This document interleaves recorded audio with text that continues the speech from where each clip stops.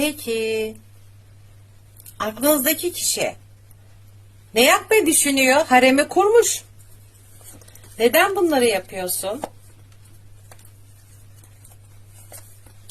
Aklınızdaki kişi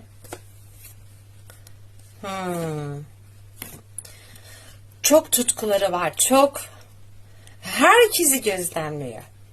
Yani sanal alemde kime atlasam onu da atlayayım, buna da atlayayım. Vallahi o kadar çok yalanları var ya. Bunlardan kitap olur, kitap. Ama yakın zamanda bunlarla bir tutuşma olacak. Neden? Neden? Aklınızdaki kişi. Genç bir dişi var. Onda karar kılıyor. Onunla artık birlikteliğini garantilemeye çalışıyor. Çünkü bunu kaçırmamaya çalışıyor. Ama